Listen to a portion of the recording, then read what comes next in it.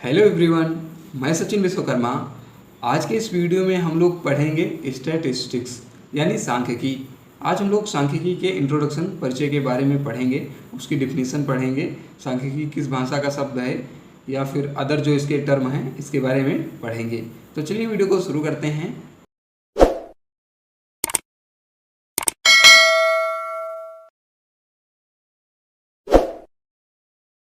सांख्यिकी यानी कि स्टैटिस्टिक्स। बहुत सारे बच्चे इसे क्या पढ़ते हैं, स्टैटिक्स, तो ये प्रोनाउंसिएशन जो है गलत है। तो आप लोग इसे ध्यान से पढ़िएगा। इसे हम लोग पढ़ते हैं स्टैटिस्टिक्स यानी स्टैटिस्टिक्स। तो स्टैटिस्टिक्स जो है ये इसकी हिंदी होती है सांख्यिकी। अब ये स्टैटिस्टिक्स जो है ये इटालियन भाषा के, कौन से भाषा के, इटालियन भाषा के स्टैटिस्टा शब्द से लिया गया है। इटालियन भाषा के स्टैटिस्टा शब्द से लिया गया है। और लैटिन भाषा के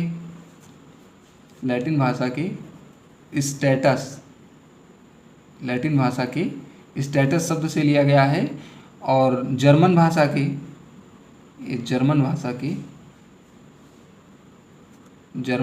के किस शब्द से, स्टैटिस्टिक से लिया गया है। स्टैटिस्टिक,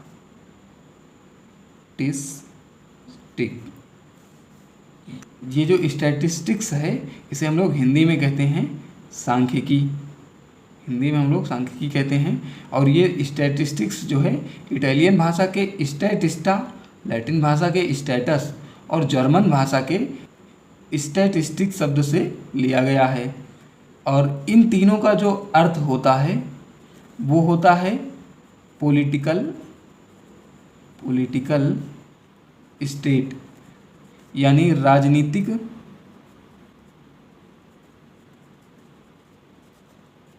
राज्य। इसका संबंध जो है राजनीति से होता है। तो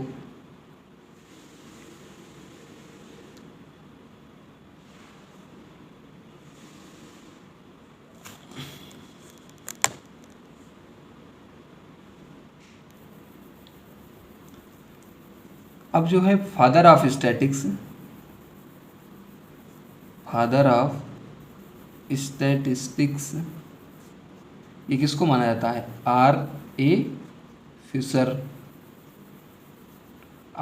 को फादर ऑफ स्टैटिस्टिक्स कहा जाता है।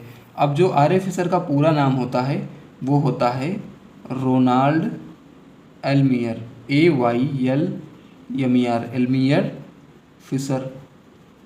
ये जो रोनाल्ड एल्मियर फिशर हैं इन्हें फादर ऑफ स्टैटिक्स कहा जाता है। ये इंग्लैंड के जो है एक प्रोफेसर हैं। और father of Indian statistics professor PC Mahalanobis father of Indian statistics हैं। तो इनका जो पूरा नाम है वो है Prashant Chandra Mahalanobis. Prashant Chandra Mahalanobis. Father of statistics RA Fisher, Ronald Aylmer Fisher. Father of Indian statistics PC Mahalanobis, Prashant Chandra Mahalanobis. अब ये जो स्टैटिस्टिक्स शब्द है ये किसने दिया था, तो word statistics is given bye, ये जो स्टैटिस्टिक्स वर्ड है ये दिया था G. एकेनवॉल।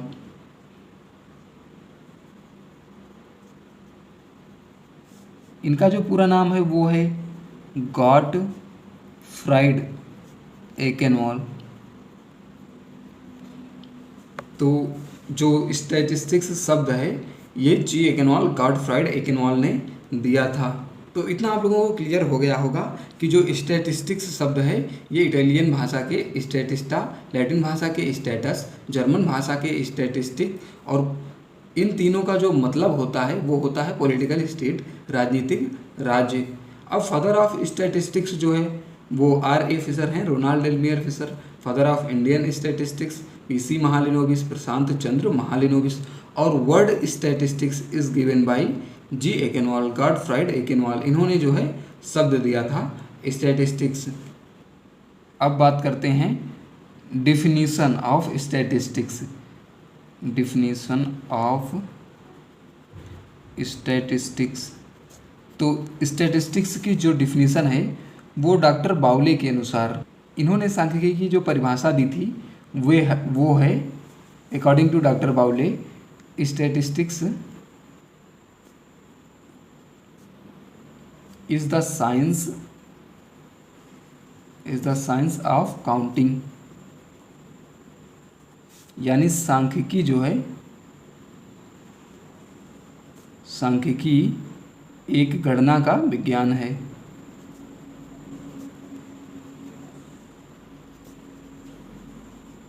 तो अकॉर्डिंग टू डॉक्टर बाउले के अनुसार statistics is the science of counting. सांख्यिकी गणना का विज्ञान है। कुछ वैज्ञानिक जो है इसकी परिभाषा दूसरे प्रकार से भी देते हैं कि सांख्यिकी को औसतों का विज्ञान कहते हैं। सांख्यिकी को औसतों का विज्ञान भी कहते हैं, यानी एवरेज का विज्ञान कहते हैं। इसमें हमें जो आंसर प्राप्त होता है, निष्कर्ष प्राप्त होता है, वो औसत रूप में प्राप्त होता है, बिल्कुल सटीक प्राप्त नहीं होता। तो इसीलिए कुछ वैज्ञानिकों ने इसे जो है औसतों का विज्ञान भी कहा है। अब इसकी जो एक सबसे अच्छी एवं पूर्ण, हम लोग इसे पूर्ण कह सकते हैं, ये जो परिभाषाएं थी ये संकीर्ण थी, ये पूर्ण परिभाषा है। ये है कि सांख्यिकी एक कला एवं विज्ञान दोनों है। सांख्यिकी क्या है? एक कला एवं विज्ञान दोनों है जो सामाजिक, आर्थिक व अन्य समस्याओं से संबंधित आंकड़ों के संग्रहण मीन्स होता है इकट्ठा करना। हम लोग कहीं से आंकड़ों को इकट्ठा करें। आंकड़े क्या होते हैं? आंकड़े मतलब ये होते हैं कि जैसे कोई क्लास है, उस क्लास में बहुत सारे बच्चे हैं, मान लीजिए 100 बच्चे हैं। अब 100 बच्चों में सबका जो रिजल्ट है, सबके जो मार्क्स हैं वो अलग अलग आए हुए हैं। तो उन्हें जो अलग अलग मार्क्स हैं उन्हें जब हम लोग इकट्ठा करेंगे तो वो हो जाएगा आंकड़े। यानी जो एक बच्चे का एक मार्क्स है तो बहुत सारे बच्चों के बहुत सारे मार्क्स मिलकर क्या बन जाएंगे? आंकड़े। अब ये आंकड़ों को इकट्ठा करना और संग्रहण मतलब इकट्ठा करना, वर्गीकरण मीन्स जो मार्क्स को हमने क्या किया? इकट्ठा कर लिया, सबसे पता कर लिया कि किसके कितने हैं। अब इसे हम लोग वर्गीकरण करेंगे कि 80 से 90 के बीच में कितना है, और 70 से 80 के बीच में कितने लोगों का है, और 60 से 70 के बीचों में। तो इसको हम लोग इस प्रकार से क्लासीफाई कर लेंगे, क्लासिफिकेशन कर लेंगे, वर्गीकरण कर लेंगे। फिर इसको हम लोग जो है एक सारणी में अच्छे से व्यवस्थित रूप में लिख लेंगे, यानी सारणीयन। और प्रस्तुतिकरण, इसे जो है ग्राफ में या कहीं पर दर्शाना जो है प्रस्तुतिकरण हो जाता है। और निर्वचन मीन्स इसकी विवेचना करना, इसका विश्लेषण करना। और पूर्वानुमान मतलब इन आंकड़ों के आधार पर प्रिडिक्ट करना, पूर्वानुमान करना कि आगे जो है रिजल्ट किस प्रकार से हो सकता है। इन सब का हम लोग अध्ययन करते हैं। यानी सांख्यिकी एक कला एवं विज्ञान है जो सामाजिक, आर्थिक व अन्य समस्याओं से संबंधित आंकड़ों के संग्रहण, वर्गीकरण, सारणीयन, प्रस्तुतिकरण, निर्वचन और पूर्वानुमान से संबंध रखती है। अब ये तो हो गया कि सांख्यिकी की डिफिनीशंस। अब हम बात करते हैं कि एम्स ऑफ स्टैटिस्टिक्स, सांख्यिकी के उद्देश्य। एम्स यानी ऑब्जेक्टिव ऑफ स्टैटिस्टिक्स, सांख्यिकी के उद्देश्य क्या क्या हैं? तो सांख्यिकी के जो उद्देश्य होते हैं, पहला उद्देश्य है टू स्टडी ऑफ पॉपुलेशन, यानी पॉपुलेशन मीन्स संख्या, जनसंख्या का अध्ययन करना। अब यहाँ पर पॉपुलेशन का मतलब जो है वो लोगों की संख्या से नहीं है, यहाँ पर आंकड़ों की संख्या से है। जैसे मान लीजिए ये कोई फील्ड है, ठीक है, खेत है, तो इसमें हम लोग इस पॉपुलेशन का अध्ययन करते हैं कि जो मान लीजिए गेहूँ का खेत है तो इसमें गेहूँ के पौधों की संख्या कितनी है, और उस पौधों की संख्या में जो लक्षण है, जैसे मान लीजिए कि गेहूँ में बाली है, बाली में दाने की संख्या कितनी है, इसका हम लोग अध्ययन करते हैं। यानी उस पॉपुलेशन के बारे में उसके गुणों का अध्ययन करते हैं। ये सांख्यिकी का पहला एम्स है या उद्देश्य है। इसका दूसरा उद्देश्य जो है वो है study of variation and it's causes, यानी जो पॉपुलेशन है इसमें विभिन्नता पाई जाती है। वेरिएशन मीन्स होता है विभिन्नता या जो भिन्नता होती है, इसमें अलग लक्षण होते हैं। जैसे इसमें पॉपुलेशन है, बहुत सारे पौधे हैं, किसी पौधे में जो है पौधे की बाली में दानों की संख्या कम है, किसी में ज़्यादा है, तो ये जो है किस कारण से है? वेरिएशन यानी इसमें भिन्नता है, और ये भिन्नता जो है किस कारण से है, इसका भी अध्ययन हम लोग सांख्यिकी के द्वारा करते हैं। और तीसरा है to study of method of reduction and analysis of data, यानी कि इसके अंतर्गत हम लोग अध्ययन करते हैं जो आंकड़े होते हैं उसको किस प्रकार से हम लोग व्यवस्थित रूप में रखें, उसको किस प्रकार से व्यवस्थित रूप में रखें कि उसका जो अध्ययन है वो करने में हमें आसानी हो। उन विधियों का अध्ययन करते हैं जिससे कि हम इन आंकड़ों को आसानी से और व्यवस्थित रूप में रख सकें और उसका जो हमें निष्कर्ष निकालना है उसमें हमें आसानी हो। तो ये हो जाएंगे सांख्यिकी के उद्देश्य। अब हम लोग देख लेते हैं कि character of statistics, character of statics, character of statistics यानी इसके जो लक्षण है, कैरेक्टर मीन्स होता है लक्षण, सांख्यिकी के लक्षण क्या क्या हैं। तो इसका जो पहला लक्षण है वो है ये जो है संख्या के रूप में होती है, न्यूमेरिक। आप लोग इसे याद कर लीजिएगा इस प्रकार से कि ये जो है न्यूमेरिक फॉर्म में होती हैं, सांख्यिकी के रूप में होती है। आंकड़े जो हैं वो हमेशा संख्या के रूप में होते हैं। आंकड़े क्या होते हैं, जैसे मान लीजिए कोई क्लास है, अब उस क्लास में कितने बच्चे हैं, मान लीजिए 80 बच्चे की क्लास है, तो इसका जो आंकड़ा होगा वो क्या होगा, संख्या के रूप में होगा, ये वस्तु के रूप में नहीं होती है।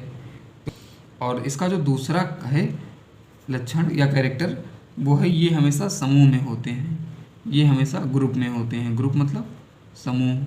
आंकड़े क्या होते हैं, आंकड़ा तो होता नहीं कि एक, जैसे मान लीजिए हमने किसी एक खेत का डाटा ले लिया कि इसमें 25 कुंटल उपज हुई है, इस खेत में 25 कुंटल, तो ये आंकड़ा नहीं होगा, क्योंकि आंकड़ा वह होगा जो हम बहुत सारे खेत से इकट्ठा करेंगे, किसी क्षेत्र के बहुत सारे खेत से कि 1 हेक्टेयर में कितना हुआ, इस 1 हेक्टेयर में कितना हुआ और इस 1 हेक्टेयर में कितना हुआ। तो ये जो है हमेशा ग्रुप में रहते हैं, सांख्यिकी हमेशा ग्रुप में रहती है। और इसका जो तीसरा कैरेक्टर है वो है कि ये आपस में तुलना के योग्य होते हैं, यानी इसमें जो है कंपैरिजन किया जा सकता है, इनमें हमेशा तुलना की जा सकती है। हमारा जो चौथा कैरेक्टर होता है वो होता है एम्स या फिर ऑब्जेक्टिव्स। ऑब्जेक्टिव क्या है कि संख्या, आंकड़े जब हम एकत्र करेंगे तो वो संख्या के रूप में होगी और ग्रुप के रूप में होगी और इसकी जो है तुलना की जा सकेगी। तो ये सभी कार्य हम किस लिए करेंगे, हमारा कोई ना कोई उद्देश्य होगा। तो सांख्यिकी का लक्षण होता है कि हमेशा संख्या के रूप में होती हैं, अकेले नहीं होती हैं, और ये जो है ग्रुप में होती हैं और इनका जो है आपस में तुलना की जा सकती है और इनकी तुलना करने का कोई ना कोई हमारा एम्स होता है, उद्देश्य होता है। तो ये हो जाएंगे सांख्यिकी के लक्षण। तो इस वीडियो में इतना ही। नेक्स्ट वीडियो में हम लोग जो है नेक्स्ट टॉपिक पर चर्चा करेंगे।